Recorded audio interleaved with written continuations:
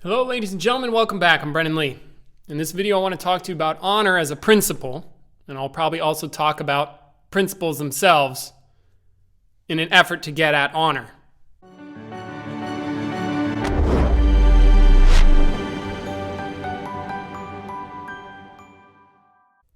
In an effort to work with you to grasp or make progress towards an understanding of the principle of honor or of honor itself, it might be useful for you to also to consider principles, and I should lay some groundwork. So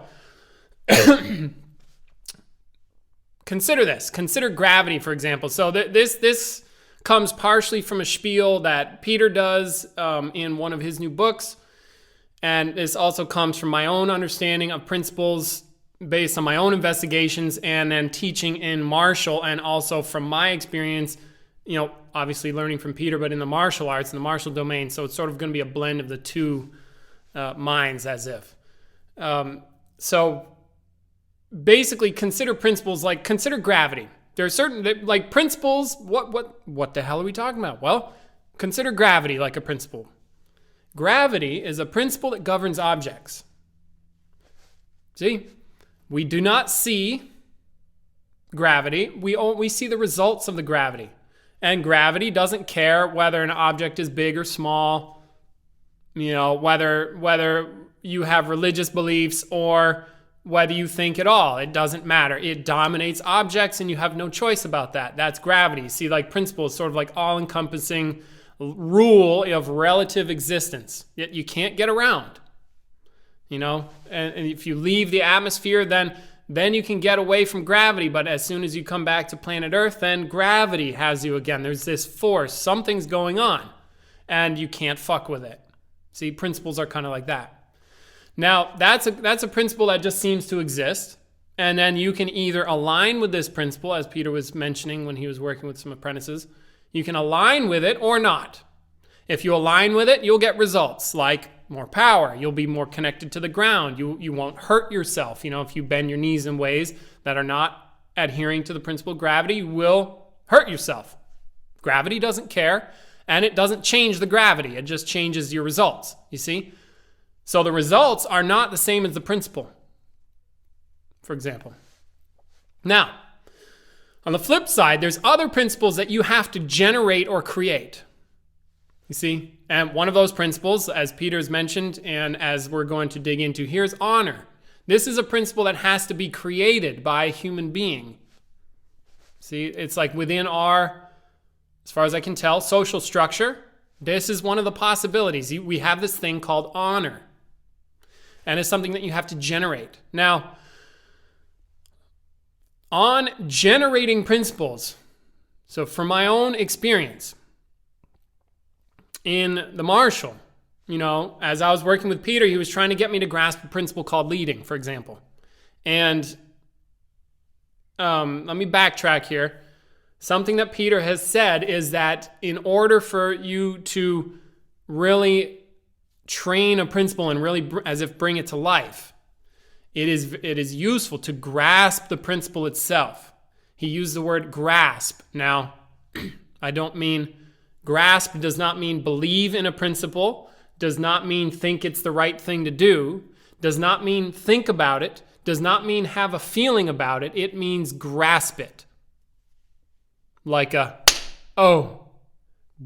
it. Have an insight into the nature of the principle itself. And again, Peter was on this, not like a belief.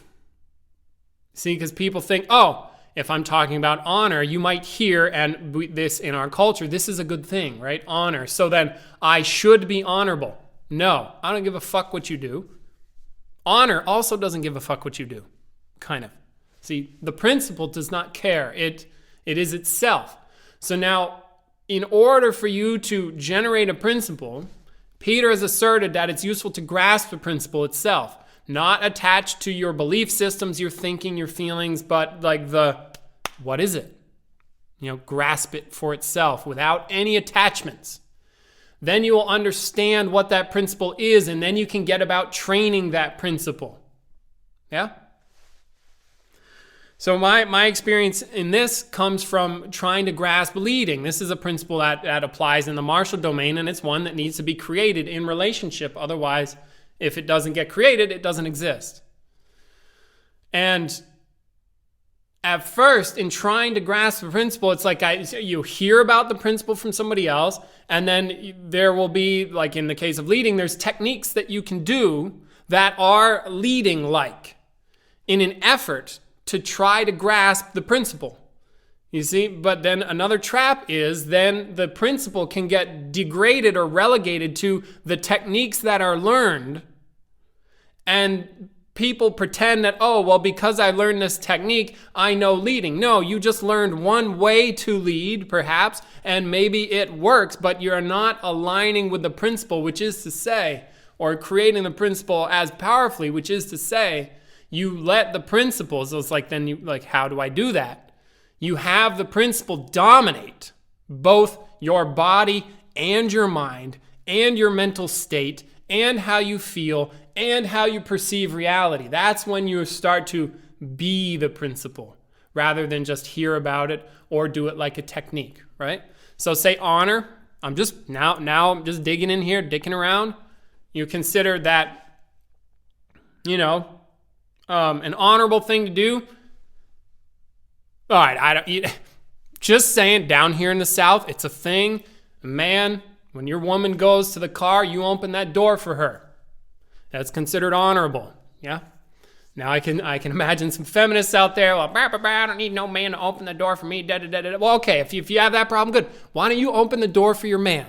Okay, you can honor him.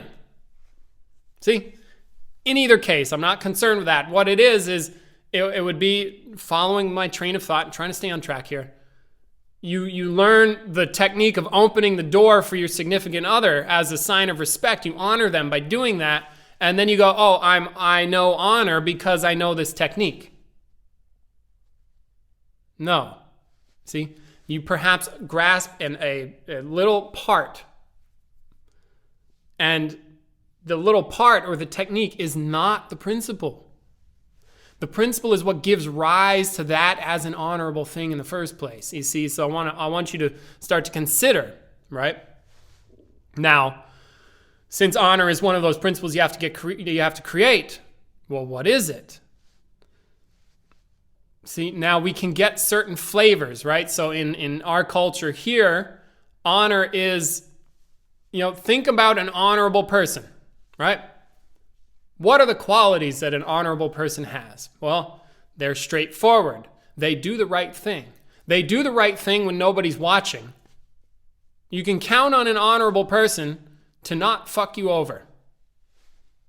See, right? Honorable person. If somebody has honor, do they do that? They probably keep their word. They probably don't lie. See, because they're honorable. They have honor. See? As funnily enough, another place you could look for that. Have you seen The Mandalorian?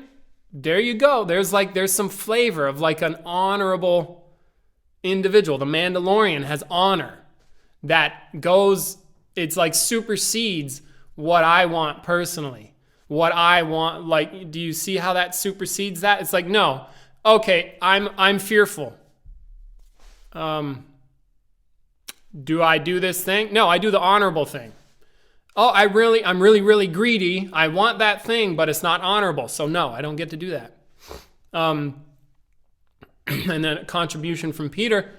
You see, you have certain thoughts, even your thoughts. Remember, when you're aligning with a principle, it dominates your entire reality. That's when it becomes powerful. You let it dominate your body, your mind, your actions, your thinking, your feeling, your emotions, the whole thing. You be honorable. See? So now consider further, like, what is an honorable person? Like, what is honor? If all of those things, like in this culture, you honor that, like that's honorable behavior, you can perhaps get a sense of the principle of honor itself. It has something to do with self-sacrifice, seems. Again, doing the right thing. I keep my word.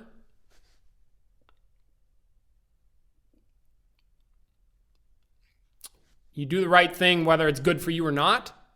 See, this is in the domain of honorable, right? Now, we can also consider that, you hear of like King Arthur and the Knights of the Round Table. These are stories of honorable men we hear tell, right? Now, I could imagine that most knights were not honorable. They probably were thugs or killers, many of them. But the ones that stand out, it's like, oh, that's honorable. Okay, you see, okay, so now, let's see, where can we go from here?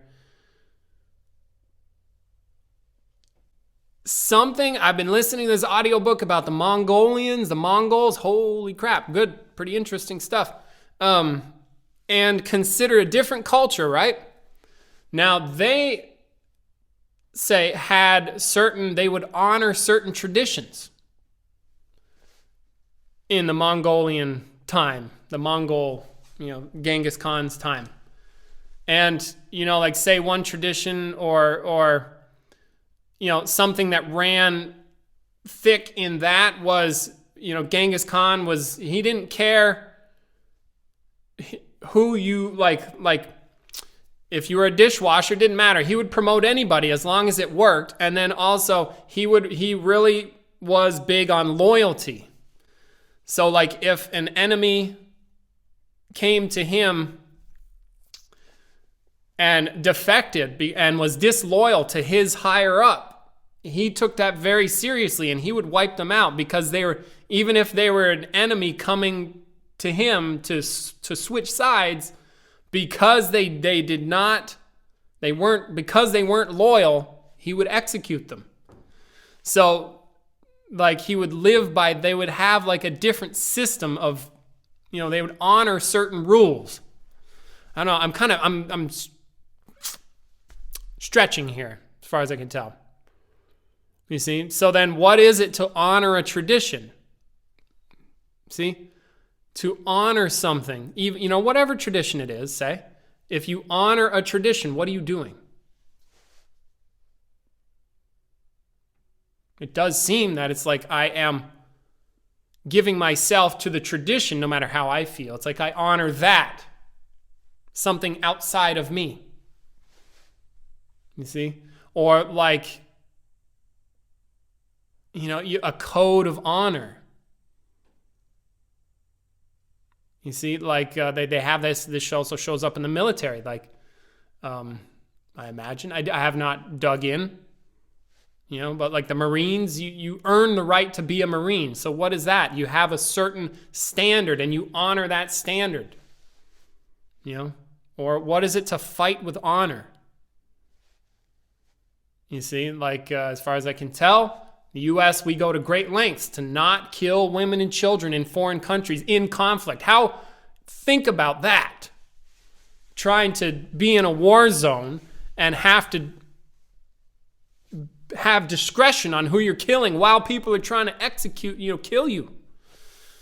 See, and like we honor that. That's honorable. Or I hear tell the greatest generation, and this is another example from Peter, where in the U.S., we went to war. Like, you couldn't keep young men from going to war. Young men wanted to go to war to fight for what they believed was right, to help another country, not even their own country. And men were lying on their birth certificates to get into the military. Why? Because it's the right thing to do. We are Americans. This is the land of the free and the home of the brave. See? And we make sacrifices for other people, at least in this day and age. See, that could change, but right now, and before World War II, we did the right thing. We went over to another country that needed our help. Did we need to? No. But it was the right thing to do, so we did it. And that's huge sacrifice. It gives me chills just thinking about it. There's even, I went to visit, just a side note, I went to visit Omaha Beach in France. There's still memorials to them thanking the people from the United States. Thank you for coming to save our ass, basically. It kind of makes me a little proud, personally. That's an aside. Okay, so you get a sense like honor. I am using these examples to help point you in a direction. Now, another contribution from Peter is, in the case of honor, it's not necessarily set in stone. You can choose how to be honorable or what it is to be honorable.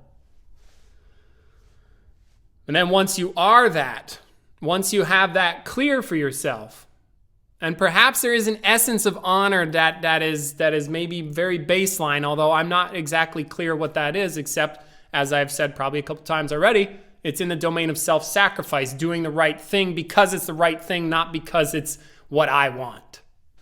That's an honorable person. Like, you do business with an honorable person, they're not going to do the wrong thing. If they make a mistake, they will own it. If they owe you money, they will pay it. If they give you their word, they will keep it, and you know that, and it's trust, and it's good. I don't know why it's good, but it feels good. But all that stuff is not the principle itself, so perhaps you can use the examples to tease out the principle so that you can grasp it. Now, the invitation here in the video, always in this work that I do, Peter will say the same thing, is not about telling you a way to live. It is not about telling you the right thing to do. It is not about you can be honorable, you can be dishonorable. It doesn't matter. You can do those things. And it's not about you believing me, and it's not about you disbelieving me either. And it's not about I need to set up a tradition of being honorable, and that's what we do at Changshin. And then not what we do. It's not what we're up to. The invitation is for you to grasp it for yourself, and also for you to train it yourself. Once you grasp it, then you have to get busy training it so that then you take yourself, this thing that you are stuck with for a hot minute until you're dead, and you align this with honor and see what happens. And you train it. Because if you then do enough of it, you will become that. See? You will have to think differently. You will have to perceive differently. You will think of yourself differently. Other people will think of you differently if you do that. Your thoughts, your feelings, your emotions, the reality in which you live will have to change to some degree if you align with this principle. And if you do it powerfully, it could be transformative. And there may be certain benefits. And those are for you to find out for yourself. All of that is for you to find out for yourself if you want to do that. Okay? And then one other thing that Peter mentioned that stuck with me that I wanted to share here is, he's like, just because you grasp the principle doesn't mean you actually can do it. See? But you know where to go, but then you got to train it. And I was thinking about that. I'm like, is that actually true? Is that true? I was like, no, yeah, of course it's true. Like when I grasped leading in the Marshall, that's what it is. Got it. But then I can do it here. And that's all I got. And then I train a bunch more, and then I can do it here and here. And then I train a bunch more, and I can do it with my mind, and I can do my feelings that way, and I can change my state, and I can have a whole thing, and it gets bigger and bigger and bigger. But how does that happen? You work on it. How'd you learn how to ride a bicycle? You worked on it. How'd you learn how to write? How'd you learn how to understand language? You trained it. And then now, powerful. See? All right? So that's a little bit about honor and principles and grasping principles, and then also, what do you do about that if you want to do something? Definitely don't create a belief system about it. Definitely not interested. I don't give a fuck whether you do it or not. Okay? It's more, it's a powerful invitation for your own understanding, and then you can create that. So I want to empower you to be able to create it if you want. Okay? Yeah, so that's what I have for you on honor.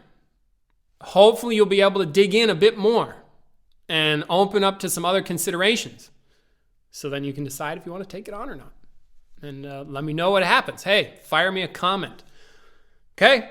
So here's the spiel. If you want to get serious, check the links in the description. If you want to actually get serious, come do a workshop. They kick butt. I guarantee that, bar none. I've got other opportunities. Please visit my website. Drop a comment. Hey, shoot me an email if you have questions. I've got a forum where people ask questions and I respond with videos. Helps me create content and interact with my audience and my people, so I can give you some value. Hey, and then hopefully you come here and do some serious work and kick your own butt. Come here, do some serious work and kick your own ass. Okay. So much love. This is Brendan Lee with thebrendanlee.com in support of consciousness and skill worldwide, which is founded by Peter Ralston. Till next time, take care.